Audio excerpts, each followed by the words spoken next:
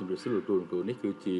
ប្រព័ន្ធគ្រប់គ្រងចំនួនចំណាយសម្រាប់សាលាអញ្ចឹងយើងមាននេះមានមុខងារ3ទី1គឺបញ្ចូលទិន្នន័យដែលយើងបញ្ចូលចំណូលហើយនិងបញ្ចូលចំណាយទី2ផ្ទាំងគ្រប់គ្រងហើយនិងទី3គឺរបាយការណ៍បាទអញ្ចឹងការបញ្ចូលចំណូលចំណាយនេះបាទអញ្ចឹងឧទាហរណ៍ឥឡូវថ្ងៃទី1អញ្ចឹងបាទយើងលើកថ្ងៃអញ្ចឹងមកថ្ងៃទី1ដល់ប្រាក់ចំណូលដែលយើងទទួលបានប្រមាណឧបមាថាយើងទទួលបាន10ទៅបាទឬបាទហើយប្រាក់ដុល្លារឧបមាទទួលបាន$40បាទហើយបាទប្រាក់ហ្នឹងយើងទទួលបានប៉ុណ្ណាបាទជា LOS PC ឬក៏ផ្សេងទៀតជាសប្បុរសជនដូចទៅឧបមាខ្ញុំដាក់ផ្សេងបាទអូខេអញ្ចឹងគឺយើងចុចរក្សាទុកទៅហើយការចុចរក្សាទុកនេះគឺបាទតតែអ្នកកាន់ទៅបើគាត់បញ្ចូលបានពោះវាមានលេខសម្ងាត់ដើម្បីបាទលេខសម្ងាត់ដើម្បីបញ្ចូលបើសិនជាគ្រូផ្សេងដែលគាត់មិនបានកាន់គឺគាត់អាចចូលបានទេគាត់បានតែបញ្ចូលមើលប៉ុណ្ណោះបាទអញ្ចឹងយើងចូលលេខសម្ងាត់ទៅគឺវានឹងចូលហើយបាទនេះទៅនេះទៅបញ្ចូលបាទ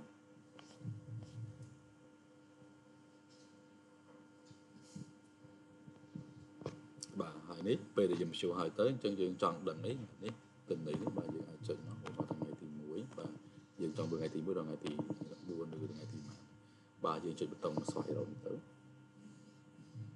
បាទអញ្ចឹងវានឹងបង្ហាញទិន្នន័យនេះមកបាទអញ្ចឹងថ្ងៃណាបាទយើងបញ្ចូលមកហើយចំពោះអានេះគឺវាបង្ហាញតែថ្ងៃបច្ចុប្បន្នទេបាទអញ្ចឹងបើយើងចង់ដល់ថ្ងៃផ្សេងទៀតគឺយើងចុចលើទៅអញ្ចឹងវាបង្ហាញបាទអញ្ចឹងក្នុងនេះបាទការបច្ឆេទនេះចំណូលវាចំណូលមកបាទហើយយើងចង់បញ្ចូលចំណាយគឺដូចគ្នាបាទឥឡូវឧបមាថាថ្ងៃបាទទី1នេះថ្ងៃទី1បាទឥឡូវថ្ងៃទី1ខែ6នេះបាទយើងចំណាយឧបមាចំណាយអស់50000បាទហើយដុល្លារយើងចំណាយអស់$20ឬក៏$10នេះបាទហើយចំណាយយើងលើចំណាយលុយគេបាទប្រភេទលុយចំណាយដោយ AOS PC ឬក៏អីបើសិនជាឧបមាផ្សេងយើងដាក់ចូលផ្សេងនេះមកហើយចំណាយលើអីណាបាទឧបមាថាទិញស៊ីម៉ងបាទហើយយើងចុចរក្សាទុកអញ្ចឹងវាឲ្យចូលលេខសម្ងាត់ដូចគ្នាបាទយើងចូលលេខសម្ងាត់មកបាទអញ្ចឹងចំណាយទៅបានរក្សាទុកបាទអញ្ចឹងនៅពេលនេះគេវាចេញមកវាលោតចេញមកឲ្យវាចំណាយនេះបាទអញ្ចឹងចំណាយលើរៀលអស់